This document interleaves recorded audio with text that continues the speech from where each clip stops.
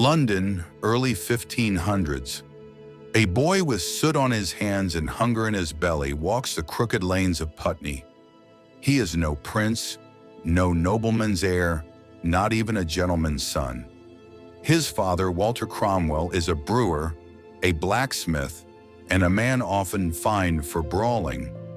By every measure of Tudor England, Thomas Cromwell should have lived and died in obscurity. Yet from this unpromising start would rise a figure who bent the kingdom itself to his will, and who would one day meet an end as brutal as any he once orchestrated. Cromwell's youth was restless. He fled England as a teenager, wandering the continent with little more than his wits. In Italy, he fought as a mercenary in the French army, tasting the savagery of war. In the Netherlands, he learned the ways of merchants, trading cloth and coin. In Florence, he absorbed the currents of Renaissance thought, the daring of Machiavelli, the craft of statesmen who wielded ideas like weapons. Where others saw a commoner, Cromwell fashioned himself into something sharper, a man who understood that power was not merely inherited, it could be taken. By the time he returned to England, Cromwell was no longer the blacksmith boy. He was a lawyer, fluent in languages, adept in trade, and cunning in negotiation. His first patron was Cardinal Thomas Wolsey, Henry VIII's mighty chancellor. Wolsey recognized Cromwell's brilliance and ruthlessness.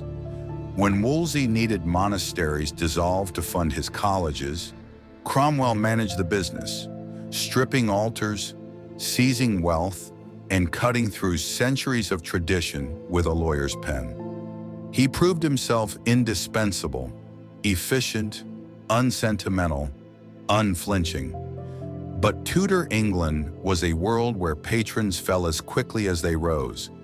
In 1529, when Wolsey failed to secure Henry's divorce from Catherine of Aragon, the cardinal was toppled in disgrace.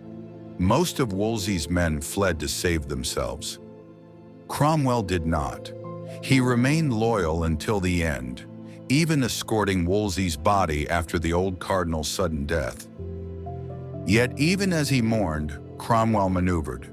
He had seen Wolsey's fall, but he also saw opportunity. The king needed new men unafraid to do what tradition and nobility resisted. Cromwell presented himself not as Wolsey's remnant, but as Henry's solution. What followed was one of the most astonishing ascents in English history. Henry VIII's great matter, his desperate quest to annul his marriage to Catherine and wed Anne Boleyn, had plunged England into a crisis. Rome would not grant a divorce.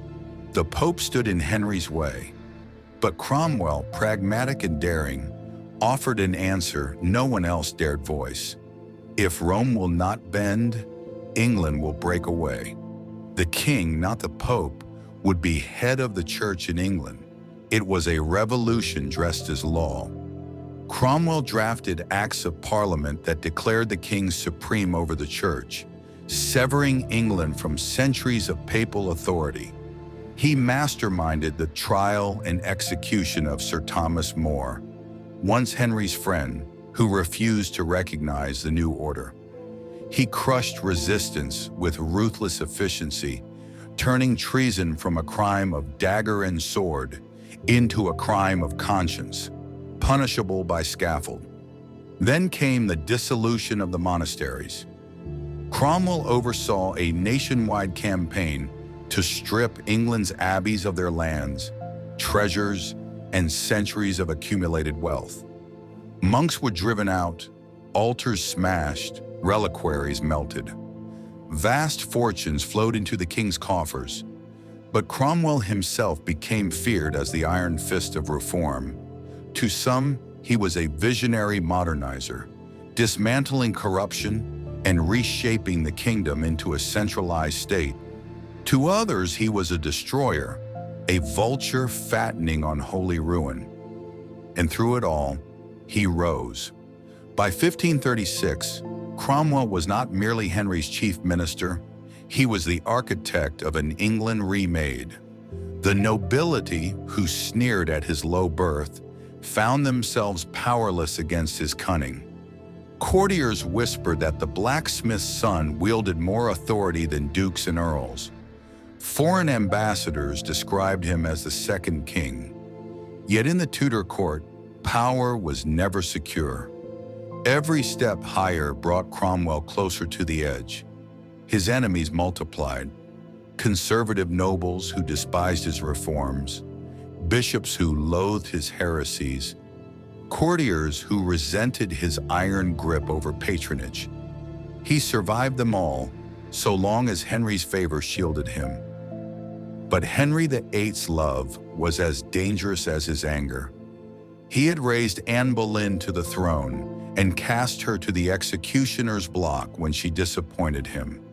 He had turned against More, against Wolsey, against friends and wives alike. To serve Henry was to dance upon a blade. Cromwell knew it. He had sent others to the Tower, watched noble heads roll, and signed the orders that crushed rebellion. He, more than anyone, understood the machinery of Tudor death. He had built it, and he must have known that one day it might turn against him. For a man who had risen by outmaneuvering enemies, Thomas Cromwell's downfall came with cruel swiftness, and from the very king he had served with absolute loyalty. The turning point was a marriage. By 1539, Henry VIII was once again a widower. Jane Seymour, his third wife, had given him the long-desired male heir, but died in childbirth. The king, restless and aging, needed another wife, one who could secure alliances abroad and bear more children. Cromwell, ever the strategist, looked to the continent. The balance of power in Europe was shifting. Charles V of the Holy Roman Empire and Francis I of France were enemies today, allies tomorrow. England, isolated, needed strength. Cromwell brokered a match with the Protestant Duchy of Cleves, arranging for Henry to wed Anne of Cleves.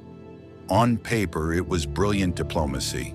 In reality, it was a disaster. When Anne arrived in England, Henry was eager. But the moment he set eyes on her in January 1540, he recoiled. "I like her not," he muttered, lamenting that he had been deceived by flattering portraits. Anne was no great beauty by Henry's measure. But worse, she spoke little English, shared none of his passions, and proved painfully shy. For a man whose vanity craved admiration and obedience, Anne was a disappointment he could neither forgive nor hide. The marriage was solemnized but never consummated. Within weeks, Henry seethed with resentment. He felt tricked, humiliated, and he placed the blame squarely upon Cromwell. This failure was all Cromwell's enemies needed. The Duke of Norfolk, head of the powerful Howard family and uncle to the young and captivating Catherine Howard, moved quickly. Norfolk and the conservative Catholic faction at court had long despised Cromwell's Protestant leanings, his low birth, and his unrivaled influence over the king. Now they saw their chance. If they could turn Henry's anger against his chief minister, the man who had destroyed nobles and reshaped the kingdom, then the blacksmith's son would finally fall. Rumors spread like wildfire. Cromwell was accused of dragging the king into a shameful marriage, of scheming for power, of overstepping his station. Some whispered that he plotted to marry Henry's eldest daughter, Mary, and seize the throne himself. An absurd charge, but in the poison-soaked atmosphere of Henry's court, absurdities killed. Henry, volatile and prone to sudden turns of favor, began to cool toward his once trusted servant. He resented Cromwell's overbearing authority, his constant push for Protestant reform, his audacity in pressing the king to ally with foreign heretics, and Norfolk played his part with precision, parading his young niece, Catherine Howard, before the king. Catherine was everything Anne of Cleves was not: young, flirtatious, pliant, and utterly enchanting to a monarch desperate to feel virile again. By June 1540, Henry was besotted, and once Henry's heart strayed, his wrath was unleashed. Cromwell, oblivious or perhaps overconfident, continued his work as if nothing had changed. But on June 10th, he walked into a council meeting at Westminster and never walked out again. The moment he entered the chamber, Norfolk and his allies pounced. The Duke of Norfolk tore the Order of St. George, England's highest honor, from Cromwell's neck. Guards seized him, dragging him away as he cried out for mercy, proclaiming his loyalty to Henry. It mattered little. He was thrown into the Tower of London, the very fortress where he had sent so many others. The charges were swift and merciless: treason, heresy, plotting against the king. There would be no trial by jury, no chance to defend himself in open court. Instead, Parliament passed a bill of attainder, declaring him guilty by decree. A lifetime of legal brilliance and service to the crown availed him nothing. He was branded a traitor, stripped of his titles, and condemned to death. From his cell, Cromwell wrote desperate letters to Henry. They were full of humility, pledges of loyalty, appeals to mercy. He begged the king to remember his years of service, the reforms he had carried out, the obedience he had always shown. "Most gracious prince," he wrote, "I have meddled in nothing but of my duty toward your majesty." The letters went unanswered. Henry had already moved on. Within weeks of Cromwell's arrest, his marriage to Anne of Cleves was annulled. Catherine Howard, radiant and pliant, was raised to queen. The court celebrated. Cromwell's enemies rejoiced. And the man who had been the second most powerful in England was left to rot in his cell, awaiting the axe. But fate had one more cruelty in store. A condemned man could hope, at least, for a swift death. A skilled executioner's clean stroke might grant dignity in the end, but Cromwell would be denied even that. His execution would prove as chaotic and agonizing as his fall from power, a spectacle that horrified even his enemies. The Tower of London had seen many powerful men pass through its gates, but few with the weight of Thomas Cromwell. From his cell, the architect of England's Reformation could hear the muffled toll of bells, the shuffle of guards, and the distant murmur of London life continuing as if his downfall meant nothing. For years he had been the hammer of Henry's will. Now he was the anvil, waiting for the blow to fall. There would be no trial in the true sense. Cromwell, who had spent his career manipulating law to bend in the king's favor, would be denied the very procedures he once wielded. Instead, Parliament passed a Bill of Attainder, a legal fiction declaring him guilty without hearing or defense. His enemies justified it by claiming the evidence for his treason was too grave to be disputed. In truth, it was politics, naked and raw. The charges were sweeping and contradictory. Cromwell was accused of heresy, of protecting heretics, of advancing the Protestant cause too far, of poisoning England with Lutheran books and ideas. In the same breath, he was accused of treason, plotting to marry the king's daughter, conspiring to usurp the throne, and secretly betraying Henry to foreign powers. That the accusations could not all be true did not matter. Guilt was assumed. The charges were theater. For Henry, it was convenient. The king's pride was soothed by the annulment of the Anne of Cleves marriage. his heart lifted by Catherine Howard's youth and beauty. Cromwell's destruction was the price of that new joy, a sacrifice to the noble faction that had lured Henry into their web. Yet even as Henry signed the papers that condemned his minister, he was plagued by doubts. "I have not had such a servant," he lamented at times, "nor such a man again." But his doubts never translated into mercy. While Parliament thundered with accusations, Cromwell himself sat powerless in the Tower. Still, he tried to reach his master. He penned letter after letter, his words humble, pleading, desperate. He reminded Henry of his loyalty, his years of faithful service, the blood he had spilled for the crown. He swore he had never once acted but in obedience to the king's command. "Most gracious sovereign," he wrote, "I ask but death, for I am a grievous wretch, but I have never been false to you." No answer came. As summer deepened, the machinery of condemnation rolled forward. In June, his titles were stripped. In July, the Bill of Attainder passed.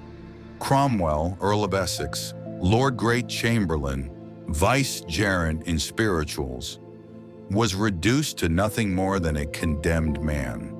The court buzzed with satisfaction. Norfolk and Gardiner gloated. The conservative faction congratulated themselves on ridding England of the low-born heretic. Cromwell's Protestant allies dared not speak. Silence was their only shield. Foreign ambassadors marveled at the swiftness of the fall. Just months before, Cromwell had commanded England's destiny. Now he awaited the axe. Yet Cromwell's enemies still feared him. They feared his tongue, his ability to sway the king even from the edge of the scaffold. For this reason, they controlled his words, limiting his communication, ensuring no rallying cry could escape his cell. When at last the verdict was pronounced, it carried a note of grim irony. Cromwell, who had sent so many to their death by law, was condemned by law twisted against him. He had stripped nobles, monks, and queens of dignity. Now dignity was stripped from him. The sentence was beheading at Tower Hill. It was meant to be merciful, a clean stroke, quick and honorable. But mercy was not what awaited him. As word spread through London, anticipation swelled. Crowds murmured of the minister's fall, eager to witness the destruction of the man who had dissolved monasteries, raised taxes, and bent the nobility to his will. Some came to jeer, others out of morbid curiosity. Few came with pity. Cromwell had been too ruthless, too efficient. Too many had felt the sting of his policies to weep for his end. Yet in quiet corners, there were whispers. Some merchants remembered how he had protected trade.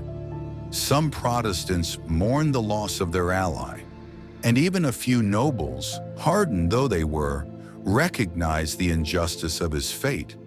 But in Tudor England, pity was a dangerous indulgence. Publicly, the city hungered for his death. From his cell, Cromwell prepared himself. He prayed, he confessed, he clung to faith. Stripped of all power, he found the only weapon left to him: dignity. He resolved to die as he had lived, with unflinching resolve. Still, dread hung over him. A clean death depended on the skill of the executioner. Cromwell, who knew the mechanics of execution better than most, understood what could go wrong. A single stroke could end suffering in an instant, but a drunken or unskilled hand could turn minutes into eternity. He could not control it, and for all his power, that helplessness was the sharpest cut of all. The morning of July 28, 1540, dawned heavy with summer heat. London stirred with anticipation, for the city had been promised a spectacle.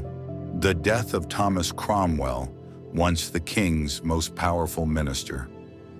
Word had spread that the blacksmith's son, who had ruled England like a second monarch, was to be brought to Tower Hill and beheaded.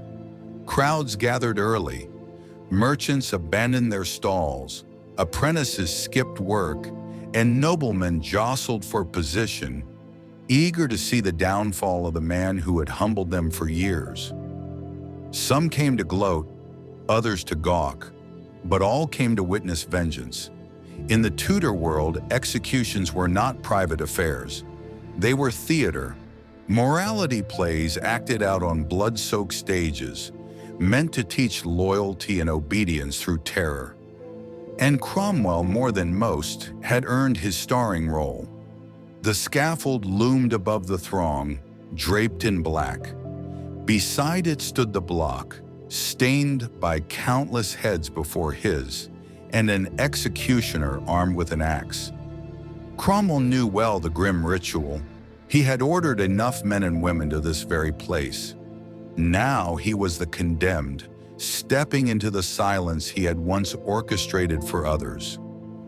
Escorted from the tower, Cromwell mounted the scaffold with surprising composure. He was dressed in a plain black gown, stripped of the finery his office once afforded him. Chains rattled softly at his wrists. His face was gaunt from weeks in confinement, but his eyes were steady. The crowd hushed as he began to speak. Tradition demanded a final confession, and Cromwell knew the script. He declared himself guilty of no treason against the king, yet admitted he was a sinner before God. He professed his loyalty to Henry, begging the people to pray for their sovereign. He asked forgiveness from those he had wronged, and forgiveness from Christ for his sins. It was not defiance, not the fiery protest of a martyr. It was humility, perhaps born of faith, perhaps of survival instinct, perhaps a final calculation that even in death, loyalty might soften Henry's memory of him. If he hoped for a clean stroke in return, his hope would be bitterly betrayed. When he finished, Cromwell knelt before the block. The sun bore down. Sweat glistened on the executioner's brow. The crowd leaned forward, breath held, waiting for the swift thunk of axe on flesh. Cromwell laid his neck upon the block, stretched his arms out, and prepared for the end. The axe swung, but instead of the clean, merciful severing that ended Anne Boleyn's life with a single stroke, the blade bit clumsily into flesh and sinew. Cromwell gasped, but did not die. A murmur ran through the crowd. Shock, horror, even pity. The executioner swung again. Another blow landed, jagged, hacking rather than cutting. Blood poured, staining the block, soaking Cromwell's gown. Still, his head clung to his shoulders. The crowd recoiled. A third blow, a fourth. Some witnesses swore it took half a dozen strokes before the head was finally severed, the life torn from the man who had once ruled the kingdom.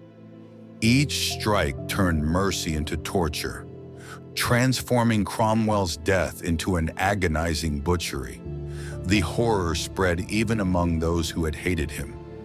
To watch a man suffer like that, to see him hacked apart like butcher's meat, was no triumph. It was obscenity.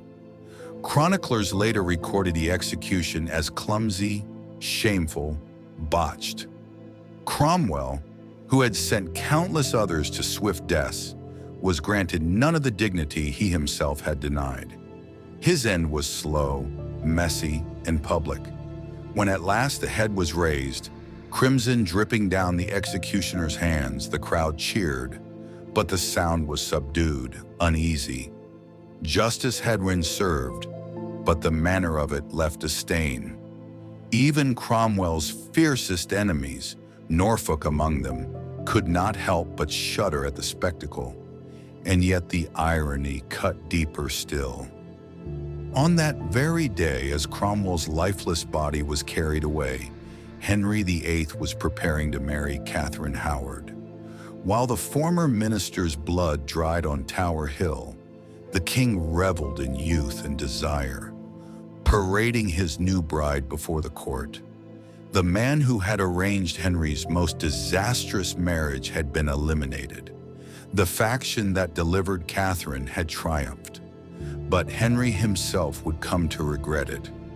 In private moments afterward, the king was said to mourn the loss of his most faithful servant. He recognized too late that Cromwell's cunning had preserved the crown, balanced the factions, and guided England through storms. Now, with Cromwell gone, the court became more treacherous, the king more isolated, and the kingdom less stable. For Cromwell, regret came too late. His body was buried without honors, his head discarded, his name reviled. But the manner of his death could not be erased. Londoners remembered the hacking axe, the cries, the grotesque spectacle. It was said his execution was so badly botched that no one who saw it ever forgot. The crowd dispersed slowly from Tower Hill, shaken by what they had witnessed.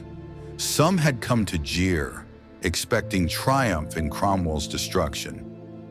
Instead, they carried home the memory of a man hacked apart in humiliation, his death prolonged by incompetence. The blacksmith's son had been cut down, but the manner of his end left a shadow over all who watched. Cromwell's body was buried without ceremony, his head cast aside, his name blackened by official proclamations, branding him a heretic and traitor. In the immediate aftermath, his enemies rejoiced. The Duke of Norfolk and the Catholic faction at court congratulated themselves for removing the architect of reform. Bishop Gardiner, his longtime adversary, believed he had destroyed the man who threatened England's old religion. Henry VIII, giddy with Catherine Howard, convinced himself he had purged a poisonous servant who had ensnared him in a shameful marriage to Anne of Cleves. But the celebration was short-lived. In the weeks that followed, Henry's irritation with Catherine surfaced, and the glow of new marriage dulled. More than once, the king muttered regret for Cromwell's death. "Now he is dead," Henry was reported to say, "whom I never can replace." It was a bitter admission. He had destroyed the man who had been his shield against foreign intrigue, his hammer against rebellious nobles, his architect of law. And the vacuum Cromwell left was one that no courtier, however noble, could fill. For Cromwell's true legacy was not only in his rise and fall, but in the machinery of power he had built. The dissolution of the monasteries, brutal and thorough, had transformed England. Wealth once locked away in abbeys now filled the crown's coffers. Lands redistributed to nobles and merchants reshaped the economy. Cromwell's reforms strengthened Parliament, embedding statutes into the fabric of royal power. He had laid the foundations for a centralized state, one that no longer bowed to Rome, but to the English crown. Even his enemies who cheered his death continued to live in the England he had made. The abbeys did not return. The Pope's authority was not restored. The legal precedents Cromwell forged outlived him. His fingerprints remained on every law book, every parish, every act of royal supremacy. Yet in the popular imagination, he became a figure of hatred. To many Englishmen, he was remembered as the vulture who had torn down monasteries, seizing treasures while monks were cast adrift. Ballads called him a usurper, a butcher of saints, a low-born tyrant who dared to rise above his station. The manner of his death, botched, bloody, ignoble, seemed to confirm divine judgment. To his contemporaries, Cromwell's legacy was disgrace. But history is never static. Centuries later, a different image of Cromwell began to emerge. Historians saw in him not a tyrant, but a statesman, a visionary who transformed England into a modern nation-state. They noted his administrative genius, his use of Parliament to legitimize sweeping change, his insistence that even kings must work through law. They recognized the pragmatist who held the realm together when Henry's whims might have torn it apart. Writers and novelists painted him anew, not as a villain, but as a man of depth, loyalty, and intelligence. In the modern age, with religion less central and governance more valued, Cromwell's talents shone brighter than his ruthlessness. The very qualities that had made him feared in his own day, his efficiency, his grasp of power, his unflinching will, made him admirable centuries later. And yet, his death still lingers as the stark reminder of Henry VIII's capricious cruelty. Few figures embodied more perfectly the dangers of serving a Tudor king. Cromwell had risen higher than any commoner dared dream. But in Henry's England, no rise was safe. The axe was always waiting. The botched execution remains the haunting detail. Unlike Anne Boleyn, who died swiftly under a French swordsman, Cromwell endured the worst, hacked apart, robbed of dignity, abandoned by the king he had served. His enemies ensured he would not only die but suffer, and in that suffering, he became a symbol of the arbitrary violence of Tudor politics. His story ends as it began, with contradiction. A blacksmith's son who rose to be Earl of Essex, a ruthless destroyer of tradition who laid the groundwork for modern England, a servant who died branded a traitor, yet later hailed as a statesman, a man who made kings powerful, but was powerless to save himself from a drunken axe. Today his name endures, not in scorn alone, but in recognition. The England we know, Protestant, centralized, ruled by law and parliament, was forged in the furnace of his reforms. His death was brutal, clumsy, humiliating, but his work outlived the scaffold. And so, Thomas Cromwell's legacy is twofold: a reminder of how low birth could claw its way to unimaginable heights, and how swiftly power in Tudor England could turn to ruin.